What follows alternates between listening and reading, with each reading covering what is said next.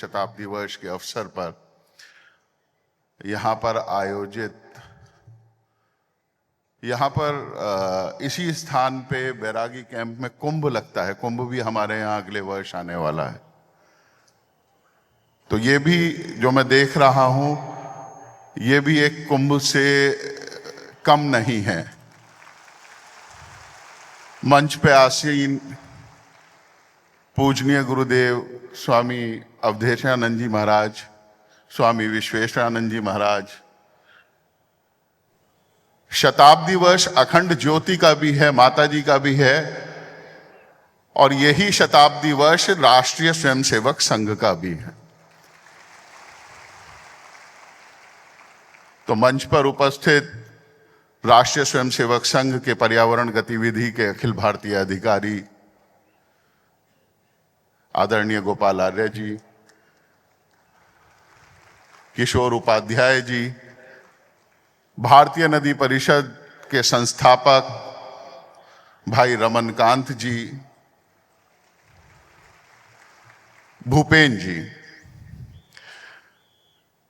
पर्यावरण के विषय पर यहां पर बोलने के लिए मुझे कहा गया है। हमारे यहां कहा जाता है कि स्वस्थ शरीर में ही स्वस्थ मस्तिष्क का निवास होता है, लेकिन वास्तव में क्या आज हमारा शरीर स्वस्थ है? व्यक्ति को स्वस्थ रहने के लिए और दीर्घायु होने के लिए 3 चीजों की आवश्यकता होती है। पीने के लिए शुद्ध जल। क्या आज शुद्ध जल हम सब लोगों को मिल रहा है? नदियों के किनारे बसने वाली सभ्यता आज प्लास्टिक की छोटी पानी की बोतल के अंदर आके बंद हो गई है। खाने के लिए शुद्ध भोजन। आज ये कहना बहुत ही मुश्किल है कि हाँ, मैंने आज सुबह से आज पूरे दिन में जो भी खाया है वो 100% शुद्ध खाया है, जैविक खाया है। और सांस लेने के लिए हवा। हिटलर ने 60 लाख यहूदियों को गैस चैम्बर में बंद करके मारा, और हमारे भारत में हर साल लाखों लोग वायु प्रदूषण के शिकार होते हैं और हमारा राजधानी गैस चैम्बर बन जाता है। जिस उत्तराखंड के अंदर हम बैठे हैं उसकी राजधानी देहरादून, जहां जब दिल्ली में प्रदूषण होता है तो बाढ़ आ जाती है पर्यटकों की कि पर्यावरण की ओर जाओ। वो वैली, वो दून वैली विश्व की सबसे प्रदूषित वैली है। तो हम अपने बच्चों को, अपनी आगे आने वाली पीढ़ी को क्या देकर जाने वाले हैं? पूजनीय डॉक्टर चिन्मया पंड्या जी के मार्गदर्शन में अखिल भारतीय गायत्री परिवार शांति कुंज जो कार्य कर रहा है, मुझे भरोसा है कि वे हम सब में इस प्रेरणा की ज्योत जरूर जलाएंगे। बहुत बहुत धन्यवाद। ये अद्भुत संगम है। इस महान विभूति के यहाँ पर 100 वर्ष मनाए जा रहे हैं, और साथ साथ में ये भी विचार हो रहा है कि जो हमारी मातृभूमि है इसके लिए हम क्या दे सकते हैं। अभी अभी आप लोगों ने पूर्व वक्ता के द्वारा बहुत सुंदर यहाँ पर विश्लेषण श्रवण किया। हमारा मानव देह इस विश्व के लिए कितना आवश्यक है, और ये विश्व के पर्यावरण हमारे जीवन के लिए कितना आवश्यक है, ये सर्वविदित है। इसका यहाँ पर चिंतन हो रहा है, और मुझे ऐसा लगता है कि इसकी चिंता भी होनी चाहिए। अगर कोई इसकी चिंता कर रहा है तो मुझे लगता है कि बहुत लोग चिंता कर रहे हैं, परंतु हमारे गायत्री परिवार के इस समय मुख्य अध्यक्ष, संचालक, हमारे आत्मीय डॉक्टर चिन्मय पंड्या जी ने आप सबको इसके साथ में जोड़ करके एक महान कार्य किया है।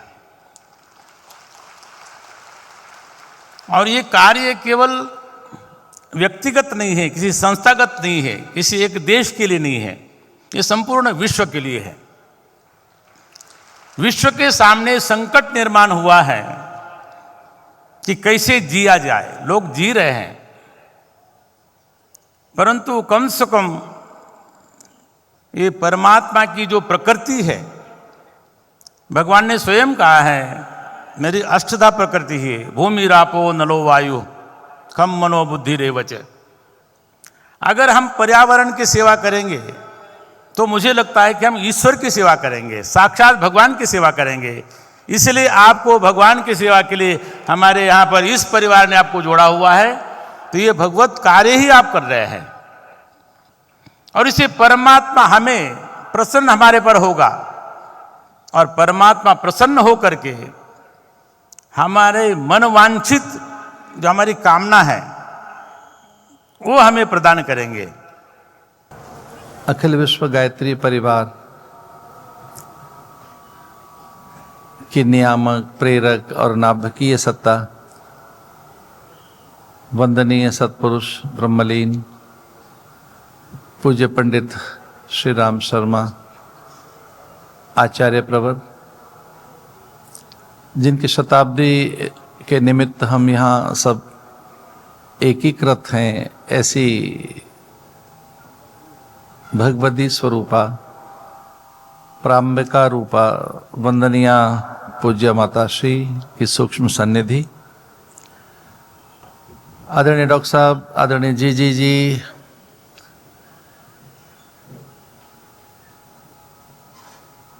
कि हम आभारी हैं कि उन्होंने एक अनमोल रत्न दिया और आज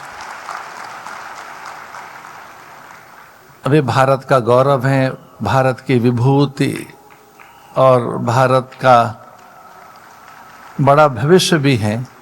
ऐसे अत्यंत आदरणीय भैया डॉक्टर चिन्मय पंड्या जी,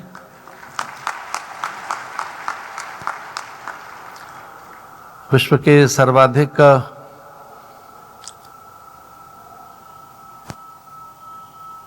अनेक कार्यों में संलग्न विश्व का सबसे बड़ा संगठन राष्ट्रीय स्वयंसेवक संघ के पर्यावरण विभाग के राष्ट्रीय संयोजक आदरणीय श्री गोपाल आर्य जी, जिन्हें अभी हमने सुना, ऐसे अत्यंत सरस वक्ता आदरणीय मनु गौड़ जी, रणनीतिक सलाहकार मुख्यमंत्री उत्तराखंड, पर्यावरण के लिए अपना संपूर्ण जीवन आहूत कर पर्यावरण की अलग जगह रहे पर्यावरणविद आदरणीय किशोर उपाध्याय जी, राष्ट्रीय नदी परिषद के लिए समर्पित आदरणीय रमणकांत जी, और इस अवसर पर सद्भाग्य से हमारे बीच में उपस्थित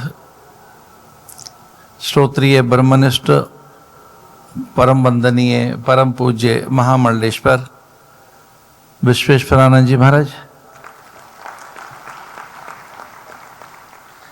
और इस अभिनव कुंभ जैसे परिवेश में आप सब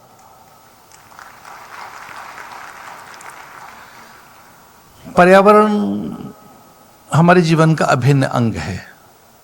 धरती, अंबर, अग्नि, जल, वायु, निहारिका, नक्षत्र, इनके बिना जीवन की कोई कल्पना नहीं है। हम बिना प्राण, पवन, प्रकाश, आकाश के जीवन की कल्पना कैसे कर सकते हैं? इनमें संतुलन, साम्य रहे, उसकी चिंता महापुरुषों को रही है।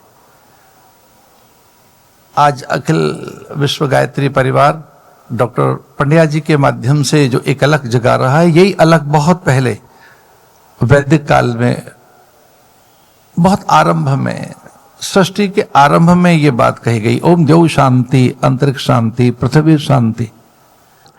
ध्यान रखना, पर्यावरण की रक्षा करनी हो तो वृक्ष की ओर, वृक्ष के अस्तित्व की ओर लौटना होगा, और हमारे शास्त्रों में कहा, यहाँ विद्वान बैठे हैं, हमारे शास्त्रों में कहा गया है कि सर्वाधिक मूल्यवान कोई धन है, और जिस धन की ओर, जिस अमूल्य अमूर्त संपदा की ओर गायत्री परिवार का ध्यान गया, वो है कन्याधन, वो है नारी शक्ति।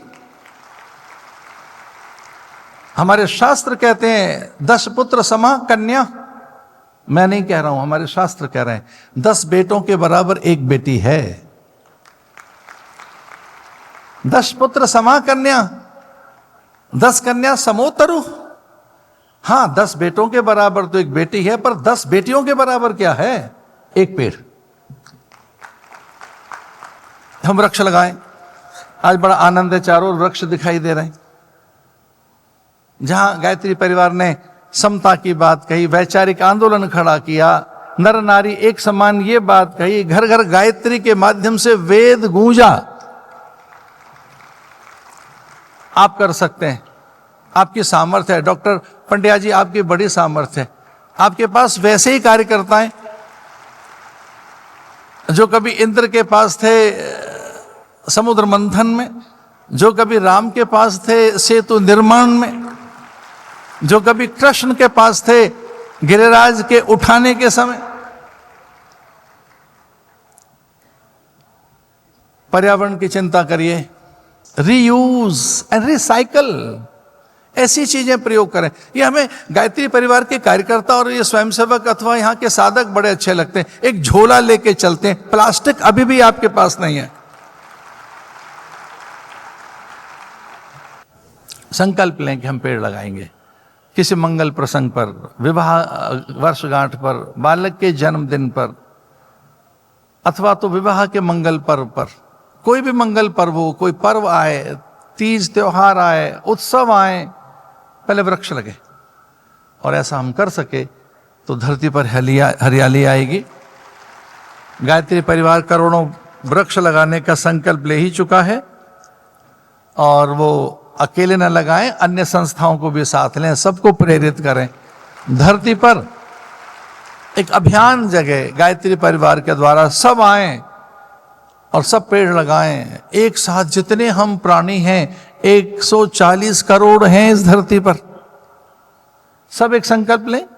और फिर अकेला हम अपने लिए नहीं, पूर्वजों के निमित्त, पितरों के निमित्त, देवताओं के निमित्त, एक विष्णु के लिए, महादेव के लिए, गुरु परंपरा के लिए, ऋषि परंपरा के लिए, राष्ट्रोदय के लिए, राष्ट्र कल्याण के लिए। और ऐसे वृक्षों के लिए हम सजगता लाएं, संवेदनशील बने, प्लास्टिक का कम प्रयोग करें। ये भयानक दैत्य है प्लास्टिक। मैं बहुत ही हर्षित हूं ये कहते हुए कि विचार बदलेगा तो युग बदलेगा, हम बदलेंगे तो युग बदलेगा। लोग व्याकुल हैं कि एक परिवर्तन आए धरती पर, तो वो स्वयं से आएगा। परिवर्तन अपने आप में, स्वयं से। आप बदलना चाहते हैं जगत को, तो स्वयं को बदलें, अपने को बदलें। परिवर्तन स्वयं से। और इस धरती पर जब कभी क्रांति हुई है तो विचार से हुई है, सद्विचार से हुई है, चरित्र से हुई है। धन से कभी कोई बड़ा नहीं हुआ है। बड़ा व्यक्ति विचार और चरित्र से होता है, आचरण की शुचिता से होता है। और वैसा ही एक निर्माण, व्यक्तियों का निर्माण, चरित्र का निर्माण गायत्री परिवार ने किया है। मैं अनेक प्रणाम करना चाहूँगा उस सत्ता को जो अजेय सत्ता, एक अनंत सत्ता, एक मृत्युंजयी सत्ता आदरणीय पंडित श्री राम शर्मा आचार्य, जिनमें ऋषि जागृत हुए, वंदनीय माता डॉक्टर साहब जी और सद्भाग्य सब हमारे बीच में भैया डॉक्टर चिन्मय पंड्या जी, जिनके साथ करोड़ों कार्यकर्ताओं का एक विशाल समुदाय है, प्रत्येक प्रदेश में, देश में, विदेशों में। डॉक्टर साहब, भैया पंड्या जी, आप आह्वान करें, हम सब आपके साथ हैं। और ऐसा होना चाहिए कि हम कुछ करें तो आपका तो साथ हमें सदा है ही, आप कुछ करें तो हम आपके साथ लगे। और यही ऋषियों ने संकल्प बुना था, कहा था, सोचा था। संगच्छध्वम संवदध्वम संवो मनांसि जानताम देवा भागम यथा पूर्वे संजाना न उपासते। और कहा क्या उपनिषदों ने, सहनावतु सहनो भुनक्तु सह वीर्यम करवावहै तेजस्विनावधीतमस्तु मां विद्विषावहै। साथ साथ चले, और जब साथ साथ चलेंगे तो देश बदलेगा। सचमुच हम बदलेंगे, युग बदलेगा। धन्यवाद। मित्रों, आज हम लोगों के लिए जो दिन है वो एक अद्भुत पुकार को लेकर के आया है, और ऐसी पुकारें तभी उठा करती हैं जब ऐसे लोग विद्यमान हो जिनके अंदर उस पुकार को सुन पाने का साहस भीतर सुरक्षित हो।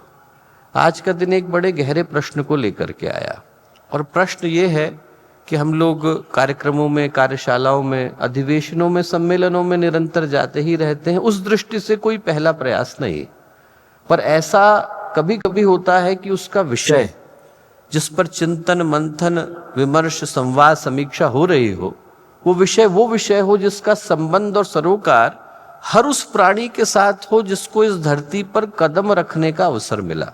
हम लोग आंखें बंद करें और ये सोचें कि वो हवा जिसके ऊपर हमारा जीवन निर्भर करता है जहरीली हो गई, ले नहीं सकते। वो पानी जिसके बगैर एक दिन भी गुजारना असंभव जैसा है, जहरीला हो गया, पी नहीं सकते। वो धरती जो हमें अन्न उपजा करके देती है, उपजाने से मना कर दे, तो उसका प्रभाव एक व्यक्ति, एक परिवार, एक वर्ग, एक वर्ण, एक जाति, एक धर्म, एक गली, एक मोहल्ले पर पड़ने वाला नहीं। उसका संबंध और सरोकार पूरी मानवता के अस्तित्व के साथ।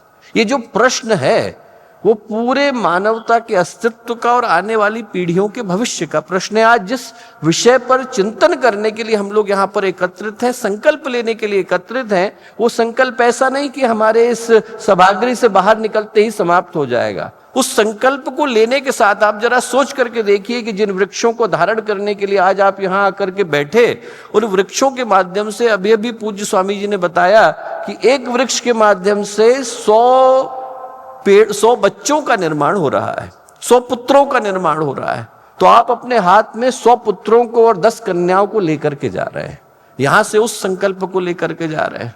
तो दोस्तों, जो आज का प्रश्न है वो पूरे मानवता के अस्तित्व के साथ संबंध रखने वाला प्रश्न है। और जो खूबसूरत बात रही वो ये रही कि भारतीय संस्कृति ने इस विषय पर वर्षों पहले सोचा, न केवल सोचा बल्कि समाधान को प्रस्तुत किया।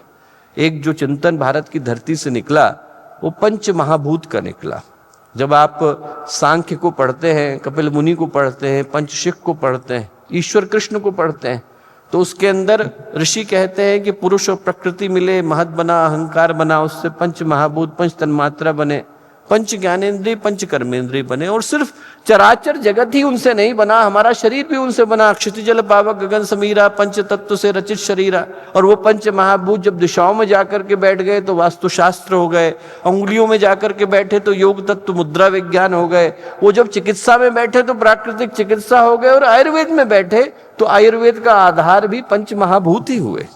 ये ऐसा गहरा ज्ञान था दोस्तों कि हमारे यहाँ पर जल के लिए निघंटू में 101 शब्द है। नदी का जल नद है, कुएं का जल वापी है, सरोवर का जल सर है, वर्षा का जल इंद्र है, इंसान ने बना करके दिया तो तड़ाग है, प्रकृति ने बना करके दिया तो उद्भिद है। शब्द कल्पद्रुम कहता है जलई विष्णु थलई विष्णु। और वो जो बात है वो सिर्फ कथन नहीं है, आज के समय की वास्तविकता है। इस धरती के अंदर 71% जल है, बाकी का तो 29% ही थल है जिस पर हम लोग रहते हैं। 71% पूरी तरह से वाटर है, उसमें से सिर्फ 2% फ्रेश वाटर है, 1.2% ग्लेशियर के अंदर है। जो बाकी का बचा वो फूड में गया, एग्रीकल्चर में गया, इंडस्ट्री में गया। 7 खरब प्राणियों के हिस्से में इस धरती का सिर्फ 0.007% आया है, और जो 0.007 आया है उसको हम लोग निरंतर खत्म करते जा रहे हैं। 1947 में हर भारतीय के पास 6500 क्यूबिक मीटर स्क्वायर पानी हुआ करता था, आज घट करके 1400 रह गया है। तो हमारे बच्चों के हिस्से में तो वो भी नहीं आने वाला। पहली बात तो उपलब्धता गई, दूसरी बात जो उपलब्ध है उसको हम प्रदूषित करते चले जा रहे हैं। जल गया, और जो उसके बाद बचा क्या? वायु। वायु की स्थिति यह है कि दिल्ली अकेले में आज 14 लाख बच्चे हैं जो 8 साल के नहीं होते कि उनके फेफड़े उस व्यक्ति के बराबर हो जाते हैं जो पिछले 20 साल से सिगरेट पी रहा था। उनका दोष नहीं। और करे अपराध को, जो तुलसीदास जी ने लिखा है कि किसी और के अपराध को, उसके दंड को भुगतने के लिए वो बच्चे मजबूर है। युद्ध से, आतंकवाद से उतने लोग नहीं मर रहे जितने अकेले वायु प्रदूषण से मर रहे हैं। हवा जहरीली, पानी जहरीला, मिट्टी बंजर हो चली है दोस्तों, 30% ऊसर हो गई। यदि 20 साल और इसी तरीके से निकल गए तो धरती अन्न उपजाने से मना कर देगी। जो बारिश हो रही है वो एसिडिक हो रही है, 34% सल्फर उसके अंदर है, और इतना ज्यादा एसिडिक हो रही है कि जो बिल्डिंगें हैं उनकी उम्र 1/3 कम हो गई। जब बिल्डिंगों की उम्र 1/3 कम हो गई, जिसको आपने 100 साल के लिए बनाया वो 35 साल में दोबारा बनानी पड़ जाती है, तो मेरे आपके शरीर का क्या होगा? आप जरा सोच करके देखिए।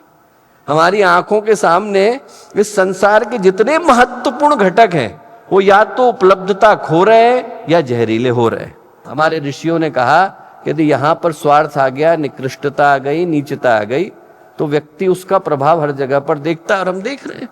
कभी हम लोग बोलते थे माता भूमि पुत्रों पृथिव्या, और आज स्थिति यह है कि व्यक्ति प्रकृति को मां नहीं मानता है, नौकरानी मानता है। उसको लगता है पानी बह रहा है, बांट लें, पेड़ खड़ा है, काट लें। और जैसे ही वो स्वार्थ आया, जैसे ही मनोवृत्ति के अंदर प्रदूषण आया, प्रभाव ये हुआ कि प्रकृति ने भी हमको देना बंद कर दिया। और आज बड़े सौभाग्य का विषय है। सौभाग्य का विषय इसलिए है दोस्तों कि इस पुकार को गायत्री परिवार ने बरसों पहले सुना, सोचा, समझा, और ये सोचा कि इसके ऊपर कुछ करने की आवश्यकता है। आज जो लोग यहाँ आकर के बैठे हैं, कैलकाटा की टीम, जब उनने श्रद्धे का उद्बोधन सुना भोपाल के अंदर, तो संकल्प को लिया कि हर हफ्ते हम लोग जाकर वृक्षारोपण के कार्य को करेंगे। और आज उनको चलते चलते 800वें सप्ताह तक वो लोग पहुंच गए।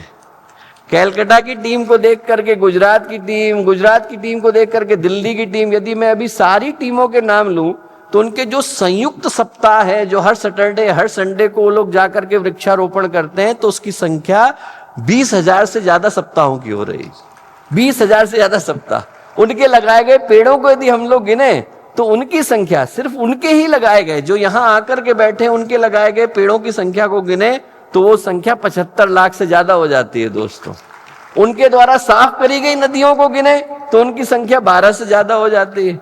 तो जो लोग आपके मध्य में बैठे हैं वो प्रेरणा के स्रोत के रूप में बैठे हैं, जिनको भी हम लोग सम्मानित करने जा रहे हैं।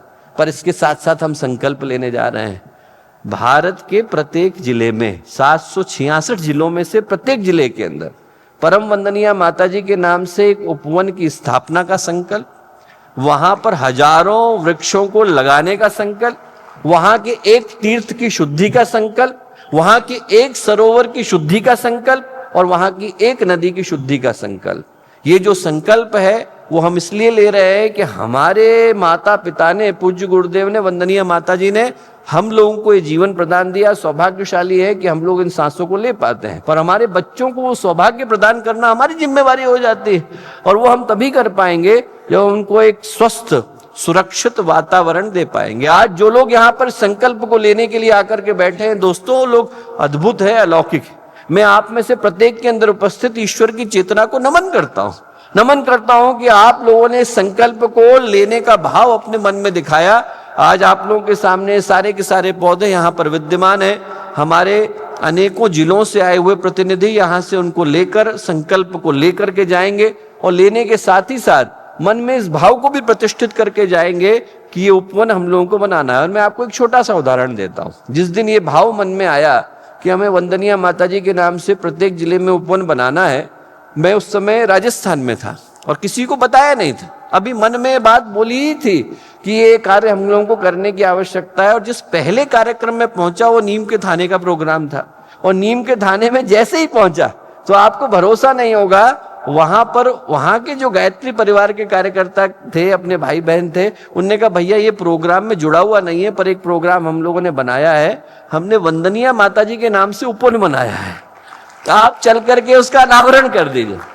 फिर मैंने कहा कि इसका मतलब ये है कि जो मेरे दिमाग में विचार आया है वो मेरे दिमाग का विचार नहीं है, वो वंदनीय माता जी की योजना है, उसको पूरा करने का काम हमें करना है। नीम के थाने से जब हम लोग दूसरी जगह गए, कालगढ़ गए, तो वहां पर भी वही कार्यक्रम था। इसका मतलब ये है कि वंदनीय माता जी हमसे इसी बात को कह रही हैं कि हम लोगों को सिर्फ हरिद्वार से लेकर के भारत के 766 जिलों में उपवन नहीं बनाना है, जो हमारे 80 देशों के प्रतिनिधि यहाँ आकर के बैठे हैं, उनको अपने अपने देश में भी वो उपवन बनाना है, क्योंकि ये समस्या अकेले भारत की या भारत के जिलों की नहीं, पूरे मानवता की है। और मुझे पूरा विश्वास है कि आज के इस सुबह के सूर्योदय के क्षणों में जब इतने महान व्यक्तित्व हम लोगों के मध्य में विद्यमान हैं, जिनने अपना बड़ा बहुमूल्य और कीमती क्षण हम लोगों को मार्गदर्शन देने के लिए प्रदान किया, तो हम लोग यहाँ से इन संकल्पों को पंच महाभूतों के साक्षी में, पूज्य गुरुदेव वंदनीय माता जी के साक्षी में, माँ गायत्री, माँ गंगा की साक्षी में, हरिद्वार की पुण्य भूमि की साक्षी में और इतने महापुरुषों की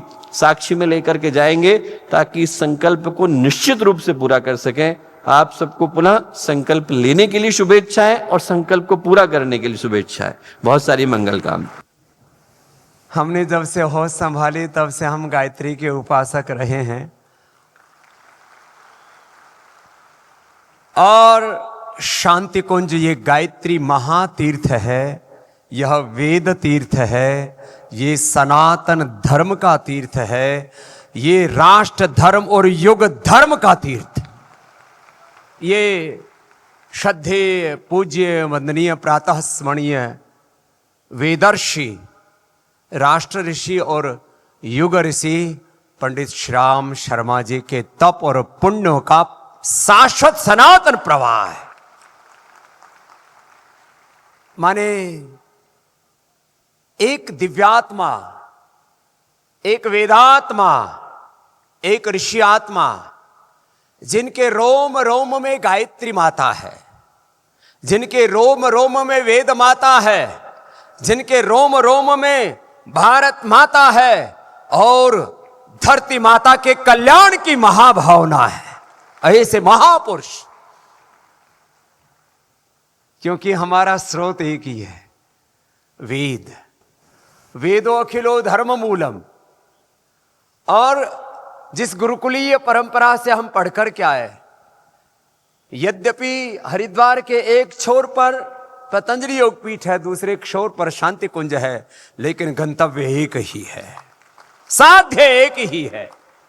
संश्रुतेन गमे महिमा श्रुतेन विराधिसी। हम श्रुति पथ पर आगे बढ़े, सब नर करई परस्पर प्रीति, चले स्वधर्म निरत श्रुत नीति। और उस वेद मार्ग को आम भाषा में, लोक भाषा में, जैसे पूज्यपाद गोस्वामी तुलसीदास जी महाराज जी ने सारे शास्त्रों को लोक मंगल के लिए श्री रामचरितमानस में, विनय पत्रिका में, हनुमान चालीसा आदि छोटे छोटे ऐसे दोहों में, चौपाइयों में उसको समेटा। ऐसी सनातन शाश्वत ज्ञान परंपरा, ईश्वरीय ज्ञान को लोक भाषा में संसार के करोड़ों लोगों तक पहुंचाने का कोई इस वर्तमान युग में सबसे बड़ा प्रचंड पुरुषार्थ किसी महापुरुष ने किया, वो हमारे पूज्य आचार्य श्री है। मैं तो अपने शिविरों में भी, हम सुधरेंगे युग सुधरेगा, ये मैं अपने शिविरों में, ये जो अपने योग के अपने आयामों के साथ इसको सम्मिलित करता हूं। और जिस तरह से